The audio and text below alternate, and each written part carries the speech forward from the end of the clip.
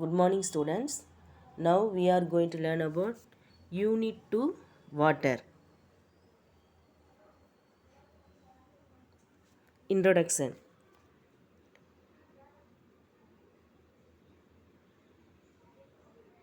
நீரின்று அமையாது உலகினின் யார் யார்க்கும் வானின்று அமையாது ஒழுக்கு. Tirukkural says, if it be said that the duties of life cannot be discharged by any person without water, so without rain there cannot be the flowing of water. We cannot survive without water. எந்த ஒரு பர்சனுமே water இல்லாமல் நம்ம வாழ முடியாது. Rain இருந்தால் தான் நமக்கு water கிடைக்கும். Water was once available in the nature freely. Water நமக்கு நேச்சராக அவைலபிளாக இருக்குது. Now it is sold in the shops for money. இப்போல்லாம் என்ன பண்ணுறோம், வாட்டரை கடைகள்லையும் காசு கொடுத்து வாங்குகிறோம். Water has become scarce nowadays. Nowadays water ரொம்ப டிமாண்ட் ஆகிட்டுருக்கு. So we should preserve it for our basic needs and also for the needs of future generation. நம்முடைய பேசிக் நீட்ஸுக்காகவும் ஃப்யூச்சர் ஜெனரேஷனுக்காகவும் நம்ம வாட்டரை கண்டிப்பாக ப்ரிசர்வ் பண்ணணும், பாதுகாக்கணும். In this lesson we will study about the sources of water, how to manage water, how it is polluted and how the polluted water causes diseases. First, sources of water.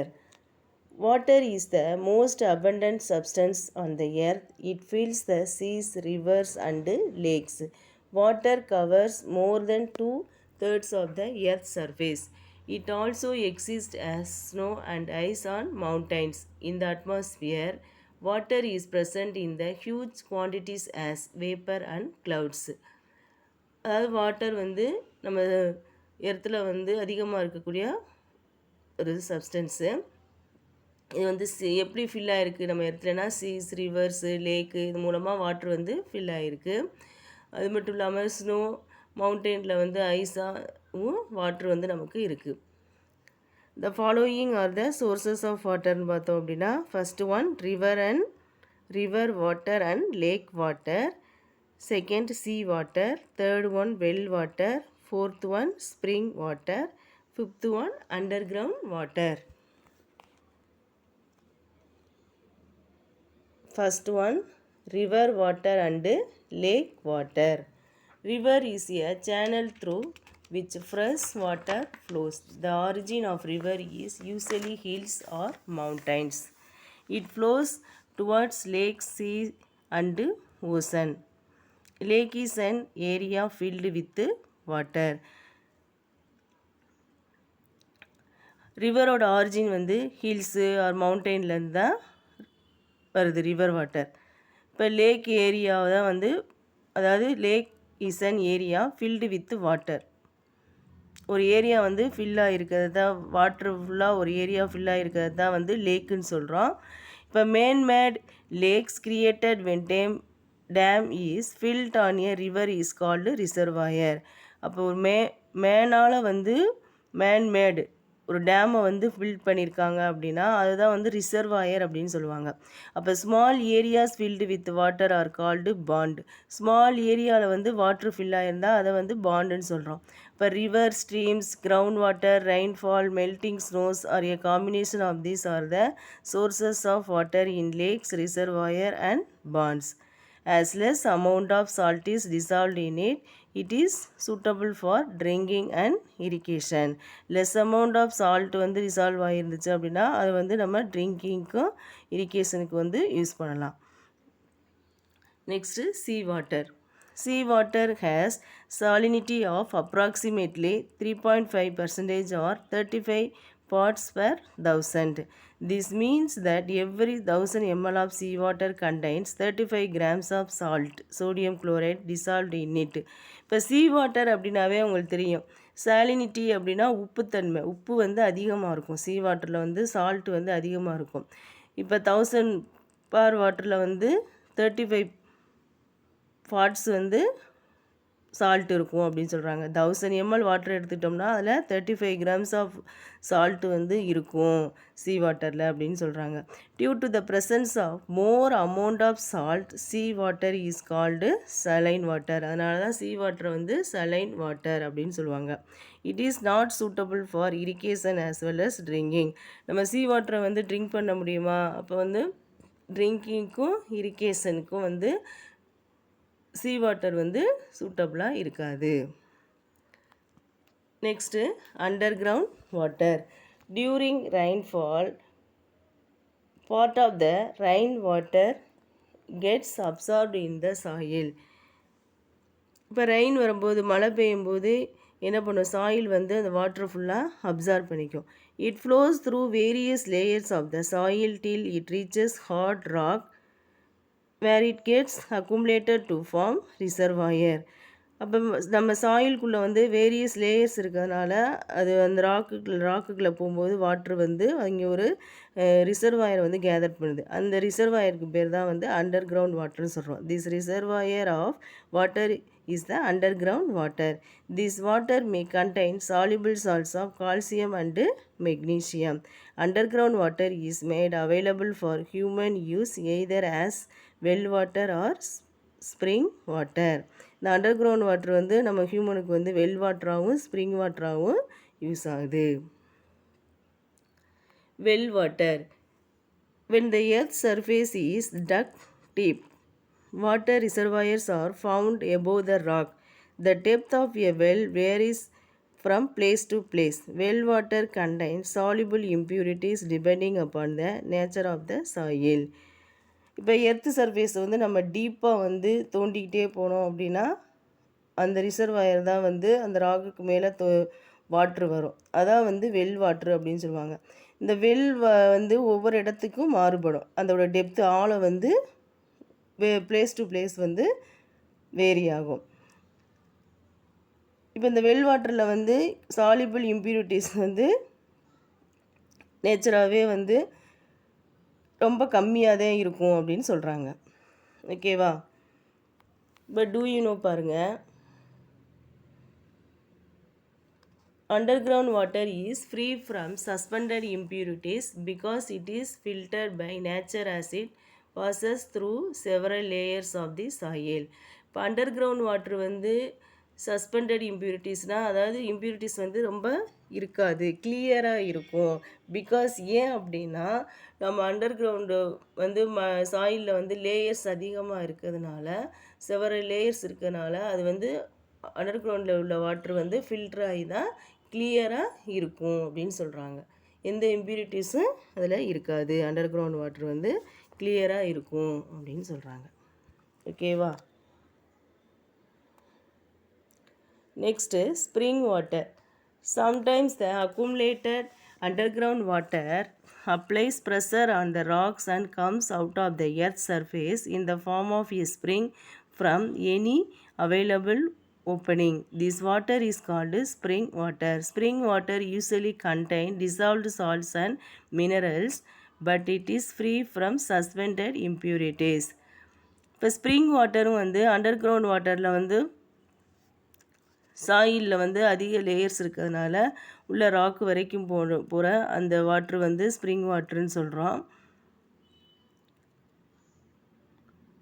அதுலேயும் வந்து dissolved salts minerals வந்து இருக்கிறதுனால இந்த spring வாட்டரும் வந்து கிளியராக தான் இருக்கும் அப்படின்னு சொல்கிறாங்க.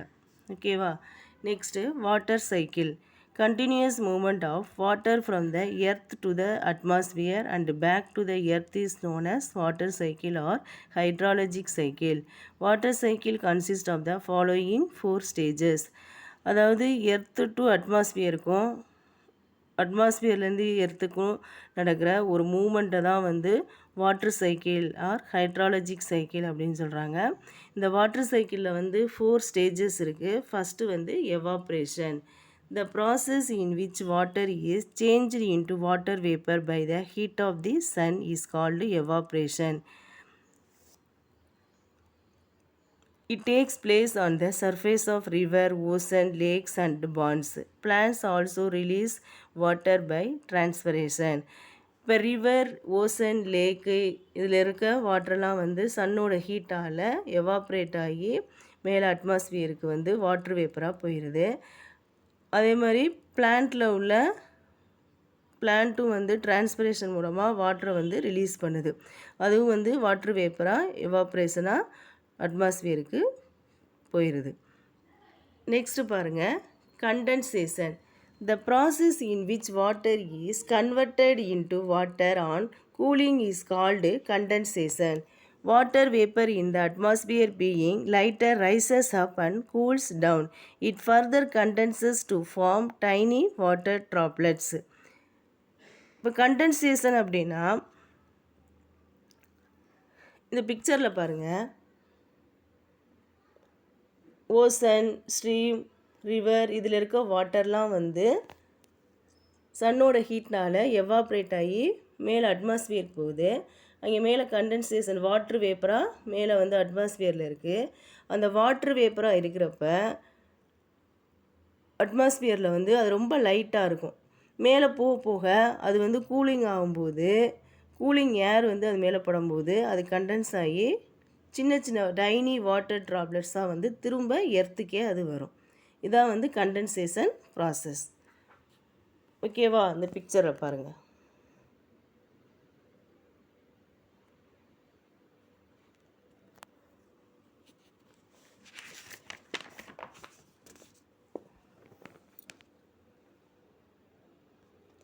Next, precipitation. The water droplets join together to form clouds. As they get cooler, the droplets become thicker and heavier and fall as rain. If the air is very cold, they freeze to fall as hail of snow. அதாவது இப்போ precipitation அப்படின்னா அந்த water droplets எல்லாமே join ஆகி தான் வந்து க்ளவுடை வந்து form பண்ணுது. அப்போ ஏர் வந்து கூலாகும்போது அங்கேருந்து ட்ராப்லெட் தான் வந்து அந்த சைஸ் வந்து வாட்டரோட சைஸ் வந்து பெருசாகி பிக்கராகவும் ஹெவியராகியும் ரெயினாக வந்து நமக்கு கீழே கிடைக்குது கோல்டானோன்னு. சரியா? இப்போ flowing back to ocean. Rain water form streams and springs which join together to form river flow finally into the sea and ocean, thereby completing the cycle. இப்போ ரெயின் வாட்டர் தான் வந்து ஸ்ட்ரீம்ஸ் அண்ட் ஸ்ப்ரிங்ஸு எல்லாம் சேர்ந்து தான் வந்து ரிவராக form ஆகுது. அந்த ரிவர்லாம் என்ன ஆகுது, ரிவர் வந்து ஃபைனலாக வந்து சீயில் போய் தான் ஓசனில் போய் தான் வந்து இந்த சைக்கிள் வந்து கம்ப்ளீட் ஆகுது. சரியா? டூ யூ நோ பாருங்கள், in freezing conditions water falling from the sky becomes snow or hail. Hailstones or balls of ice. இப்போ ஃப்ரீசிங் கண்டிஷன்ஸில் வாட்ரு வந்து ஃபால் ஆகும்போது ஸ்கைலேருந்து வாட்ரு வந்து ரொம்ப ஃப்ரீஸான கண்டிஷன்ஸில் வந்து வரும்போது அதை வந்து என்ன சொல்லுவாங்க, ஹைல் அப்படின்னு சொல்லுவாங்க. ஸ்னோ ஆர் ஹைல்னு சொல்லுவாங்க. அந்த ஹைல் ஸ்டோன்ஸை வந்து பால்ஸ்ன்னு சொல்லுவோம். ஆலங்கட்டி மலைன்னு சொல்லுவாங்க, கேள்விப்பட்டிருக்கீங்களா? அந்த மாதிரி ஐஸ் கட்டியாகவே அந்த மழை பெய்யும். அதான் வந்து ஹைல் அப்படின்னு சொல்லுவாங்க. ஸ்னோ ஆர் ஹைல்னு சொல்கிறது. இந்த ஆக்டிவிட்டி பாருங்கள். Take half a glass of water, clean the outside part of the glass, add few ice cubes and leave it for 5 to 10 minutes. You will observe drops of water appearing outside the glass. This happens because the water vapor in the air condenses on the cold surface of the glass. ஒரு கிளாஸில் வந்து half அளவுக்கு water எடுத்துக்கிறோம். அதில் வந்து few ice க்யூப்ஸை வந்து போட்டுட்டு ஒரு 5 to 10 minutes வந்து அப்படியே வெயிட் பண்ணி பார்த்தோம் அப்படின்னா, அதை அப்சர்வ் பண்ணோம் அப்படின்னா, அதோட அவுட் சைடு, அந்த கிளாஸோட அவுட் சைடு வந்து வாட்டர் ட்ராப்ஸ் வந்து இருக்கும். பார்த்துருக்கீங்களா? ஒரு கிளாஸில் வந்து வாட்டரை எடுத்துகிட்டு அதில் ஐஸ் க்யூப்ஸை போட்டுட்டு ஒரு 5 to 10 minutes நீங்கள் அப்படியே வச்சுருந்தீங்கன்னா அந்த கிளாஸோட அவுட் சைடு வந்து வாட்டர் ட்ராப்லெட்ஸ் வந்து ஃபார்ம் ஆகிருக்கும். அது ஏன் அப்படின்னா, பிகாஸ் த வாட்டர் வேப்பர் வந்து இந்த air condenses on the cold surface of the glass. ஏரில் உள்ள அந்த வாட்டர் வேப்பரையெல்லாம் கூலாகும்போது அந்த கிளாஸு வந்து அந்த கிளாஸை சுற்றி வந்து ஒரு கோல்டு சர்ஃபேஸ் வந்து கிடைக்குது. ஓகேவா? Okay students, thank you.